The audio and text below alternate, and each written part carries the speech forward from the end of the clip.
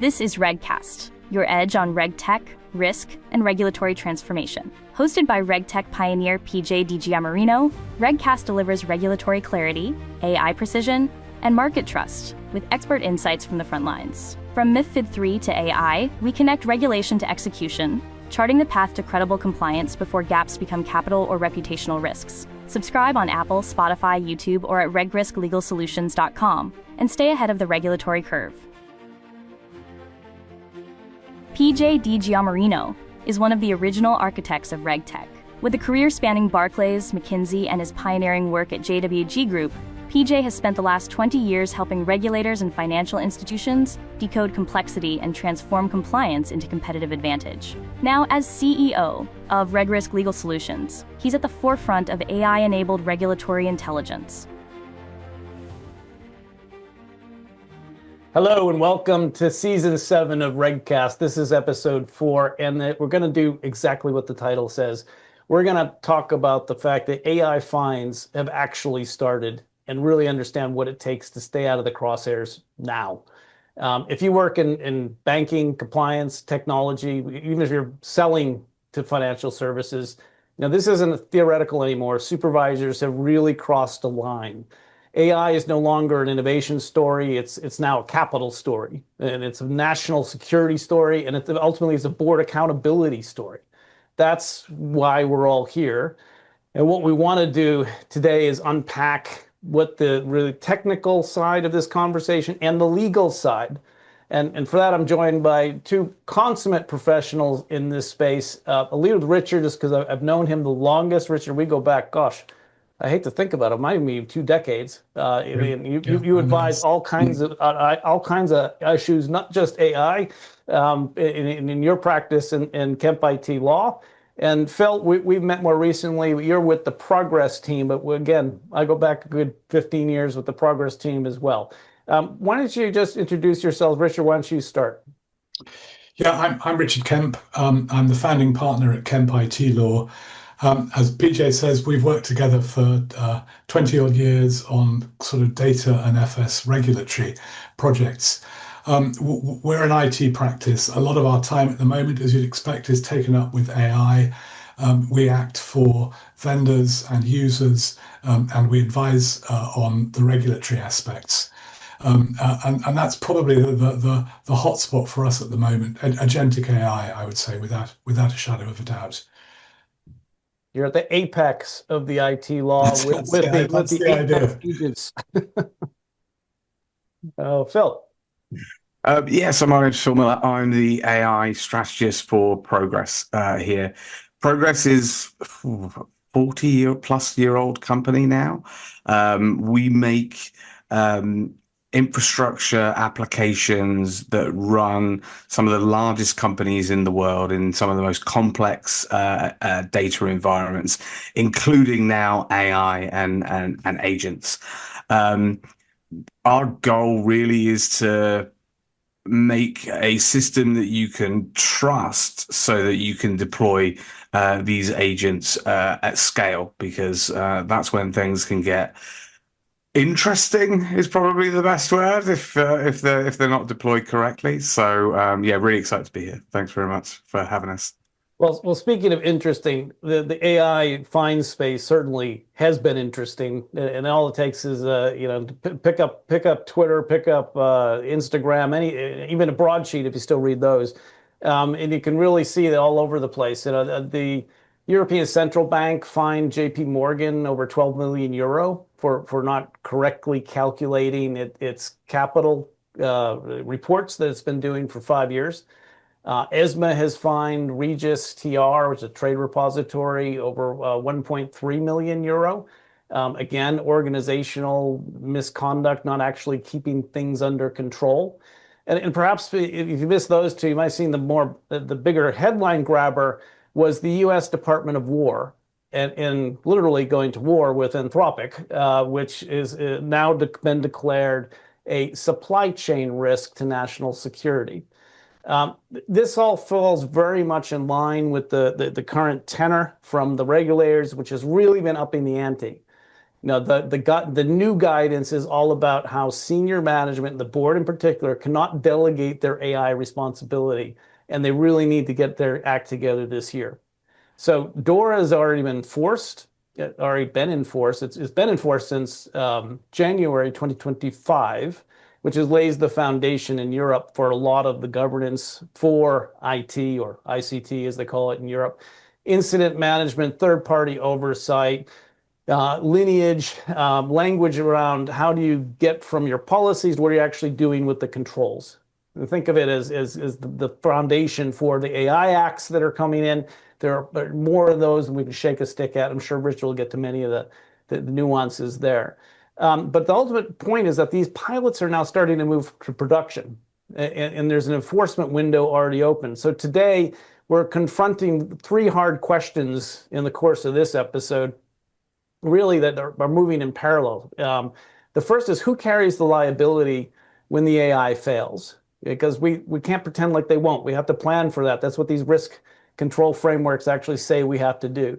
The second is, how do we think about replaying and defending the decisions that we made at the time, which again is getting increasingly more complex. And then the final bit is, how do we actually do that governance piece? That's really ultimately one of the really hard bits to get in place across a complicated supply chain. So let's start with liability. And Richard, I guess I'd like to kick off with you. Really, when an AI production breach happens, where is that liability, and what's the panicked phone call that you're getting? Sure. So I wanted to focus at the start on Regis TR, because I think it gives a really good and up-to-date view of how the regulators are thinking. And that case is 19th of February, so really, really recent. By way of background, Regis TR is the largest EU trade repository registered under EMIR, market share of over 40% in 2024, and also the second largest EU trade repository registered under SFTR.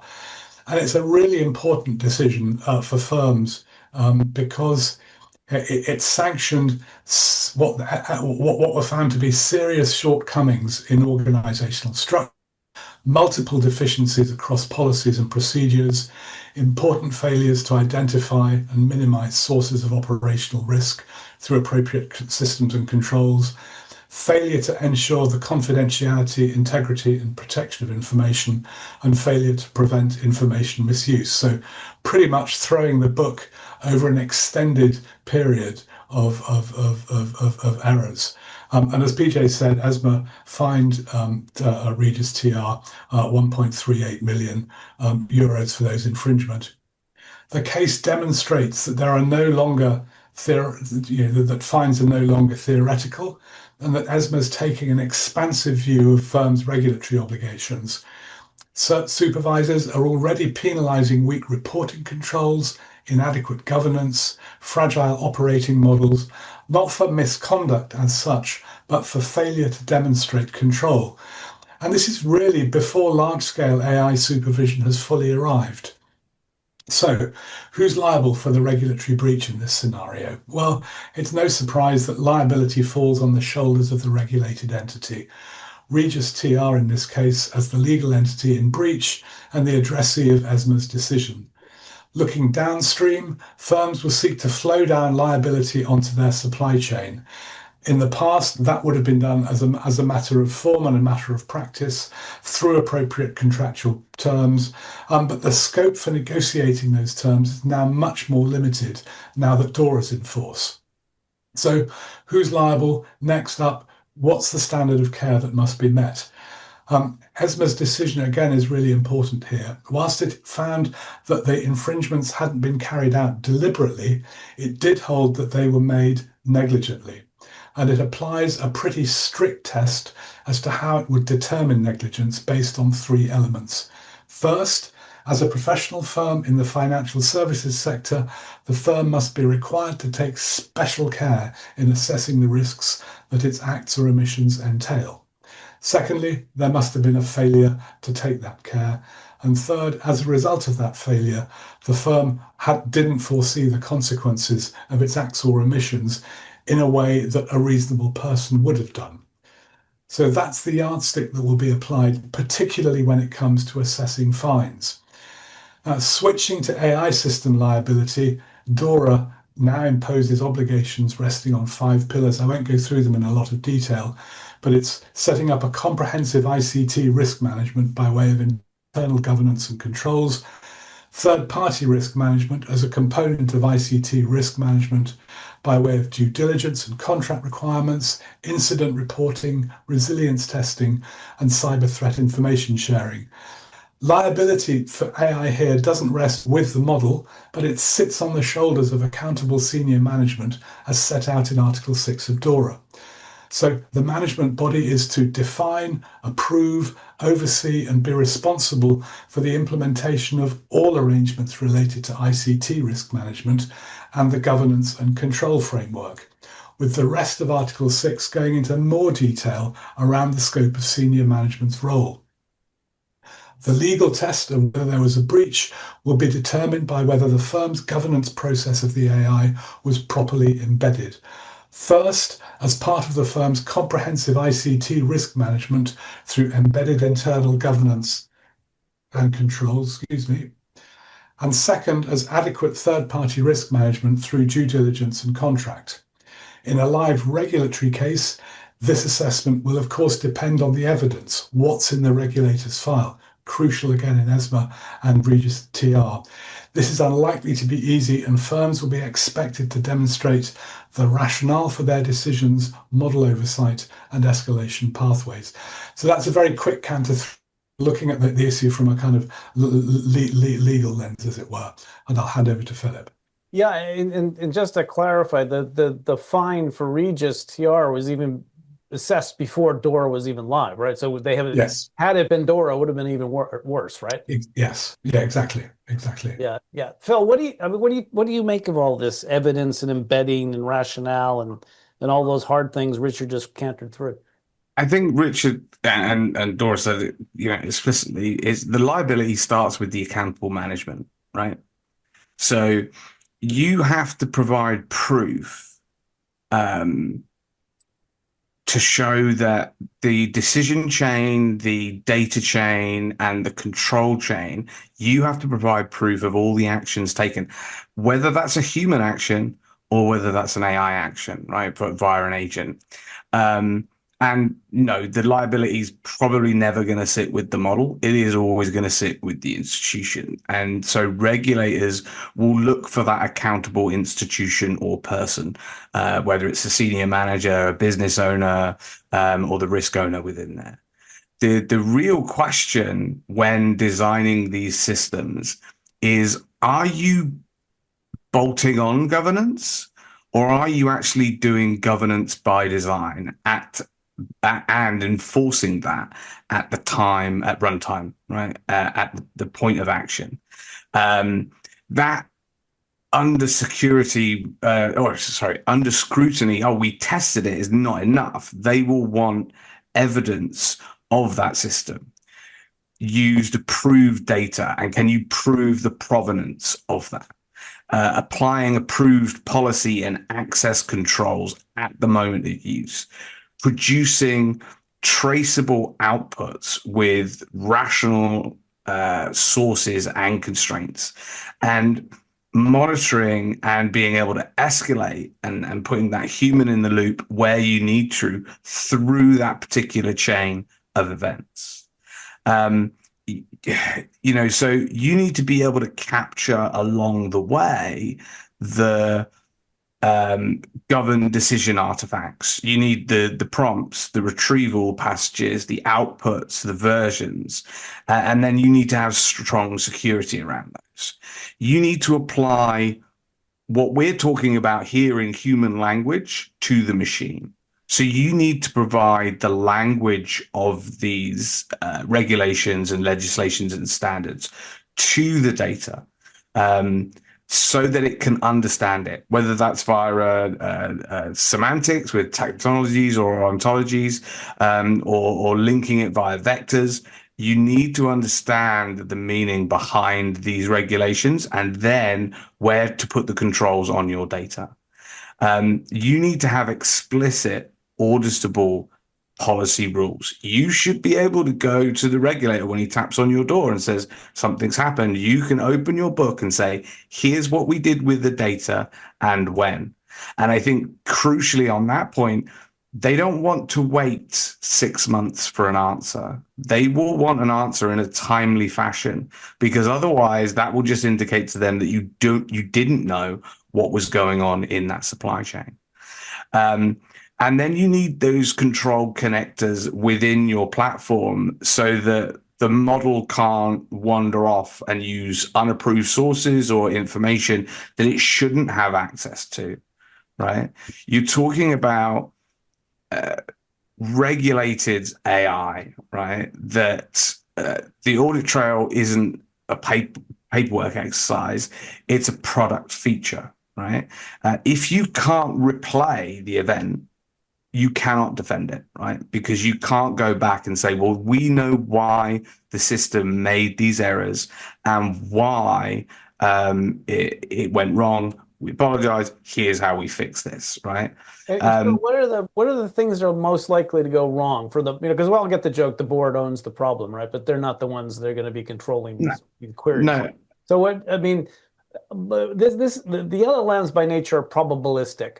Yes. Which means if I ask it today, is 1 + 2 = 4, or tell me how well this particular set of text scores on a 1 to 5, I may get it to tell me it's a 4 today, but a 2 tomorrow, which really will start mattering again for some of these big important processes, right? Yeah. So this is the thing: you're asking a non-deterministic system deterministic questions. You need facts and figures. And the same facts and figures when that same question is asked later or repeated by your customer or whatever it might be down the line, right? And so to get those, you can use AI, but what we've seen with our regulated customers is that you need a system of guardrails that's deterministic, that is created by human beings who are the subject matter experts in their area. AI is great because it affords us to bring that technology closer to those subject matter experts and allow them to create these rules that can then scale to the machine. So no longer are you having to rely on the human being. You still have a human in the loop because he's the one creating the rules. He's the one verifying it if it needs to in the supply chain.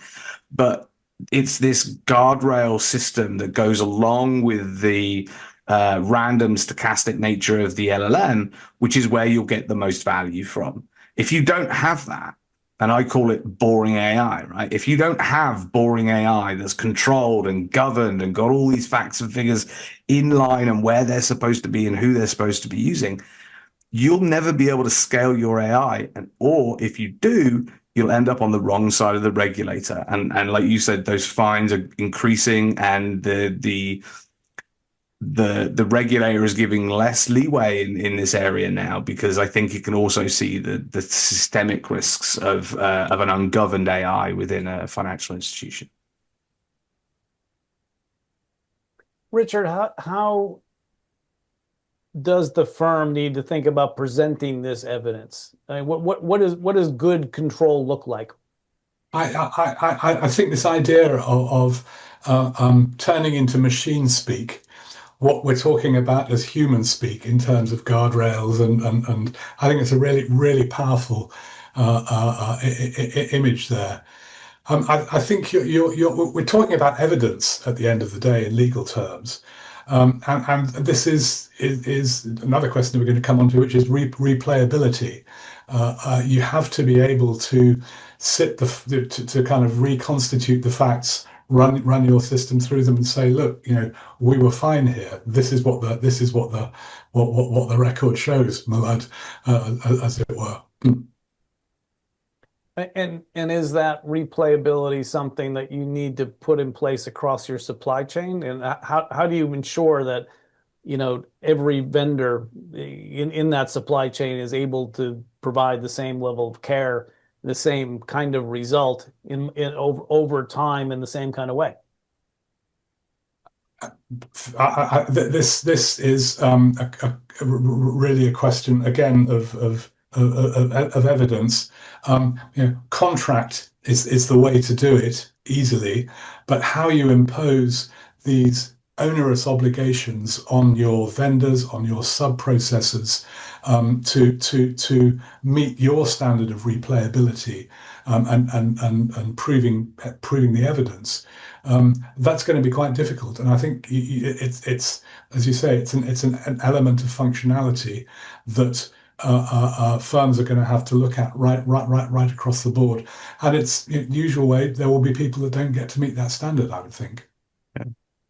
And how far down do you need to go? I mean, in the Claude example, I'm running Claude code on an AWS server based in Ireland on a NVIDIA chip in Iraq that maybe I can identify or not. But do I need how far down does that evidence need to be displayed? I think it's at any level that is relevant for you, the firm's own compliance. So if there's something way down the stack that causes a problem and makes it more difficult for you to show that you met your regulatory duties, then I don't think that the supervisor is going to say, well, it was, 900 yards out of the park. It's going to say, look, this is your duty to provide adequate whatever it is, and you failed in this duty to provide adequate whatever it is. And I'm not really concerned that where and how it occurred. I'm just concerned that it did occur, and that you, Mr. Firm, can show how you're on the right side of the line. Yeah, I think that's thing that I've been thinking about is because the technology now is so much more accessible to people.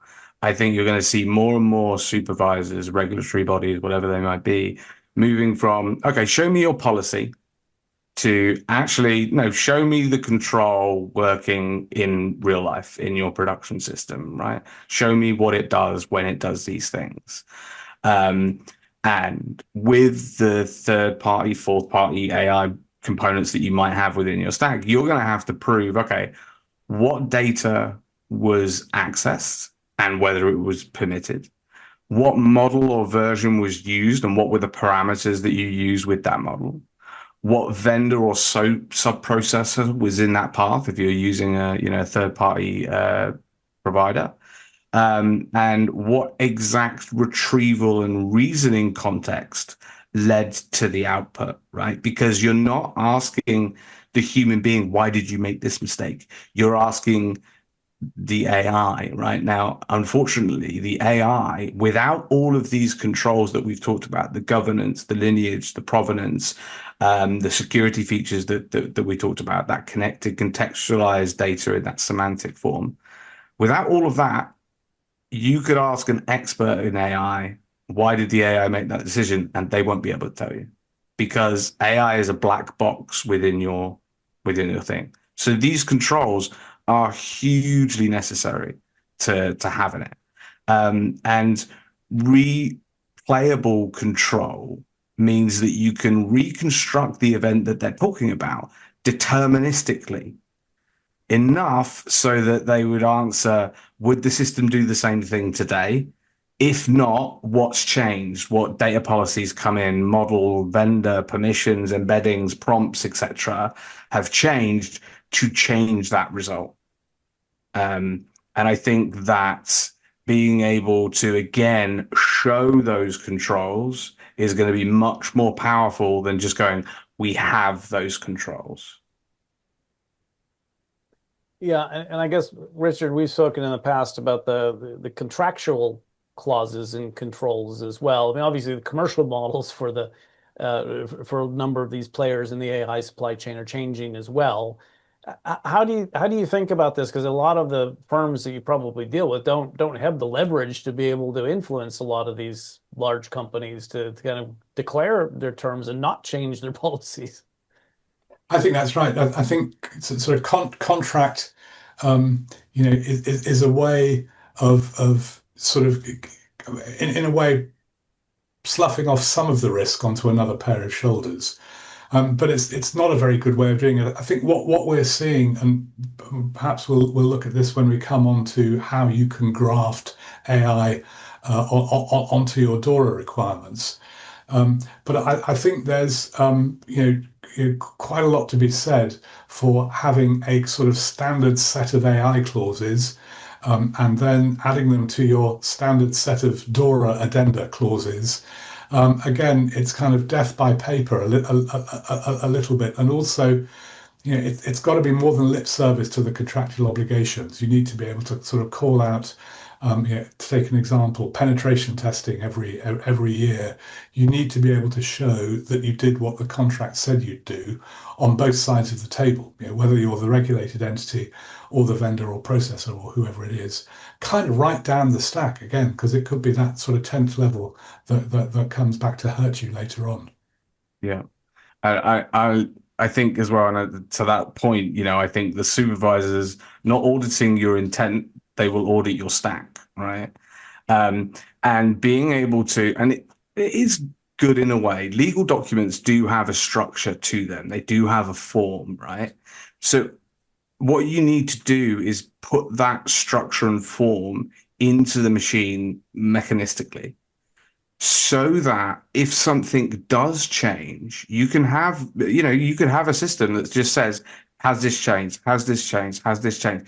If it comes back with, yes, this has changed, then it can flag this to the relevant parties that are involved in that supply chain, right, in that risk flow, and say, this has changed. Does this mean we have to do something? This has changed. Should we change provider?